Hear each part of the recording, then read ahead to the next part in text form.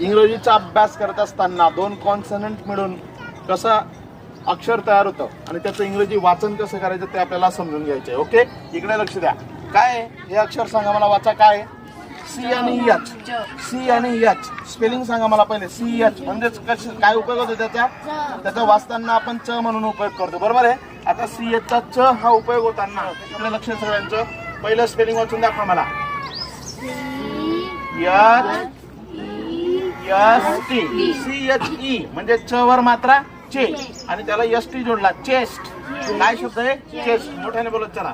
C H I म्हणजेच काय, च ला पहिली विलांटी आणि त्याला टी जोडला, ट. काय शब्द त्याला? चीट. मोठ्याने बोलत चला, चीट. पुढचा शब्द सी एच आय, पुन्हा च ला विलांटी, ची आणि नंतर काय शब्द तयार होईल मग हा? चीन.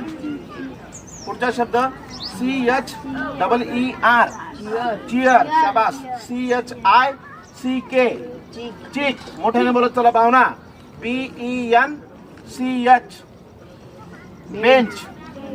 बी A T C H, B A T चा बॅच. ओके, आणि M A T C H, match.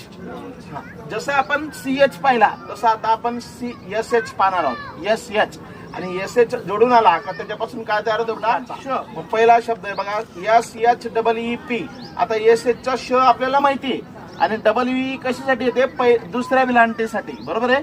मग श ला दुसरी विलांटी दिली. काय शब्द काय अक्षर तयार होईल? शी. आणि पी चा प.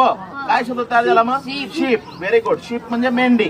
पुढचा शब्द आहे बघा, पुन्हा एस एच डबल ई म्हणजे शी आणि टी चा काय तो ट. काय शब्द आहे मग हा? Sheet. Very good. S H double O. आता डबल ई ची जशी दुसरी विलांटी येते तसा डबल ओ हा आपण दुसऱ्या उकारासाठी वापरतो, म्हणून याचा शब्द काय तयार होईल बेटा? Shoot. Very good. S H E वरती मात्रा श ला, shell. Shell not shall. S H I पहिली विलांटी, शिप. आता बघा दोन्ही शब्द बघा, हा S H double E P ship म्हणजे मेंढी आणि S H I P ship म्हणजे जहाज.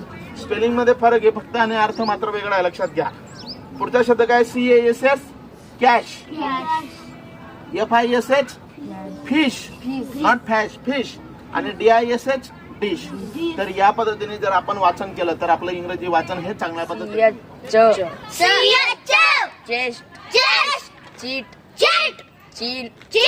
Cheer, cheek, bench, batch.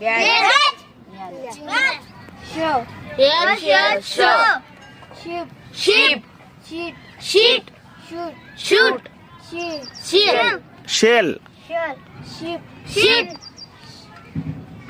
Cash.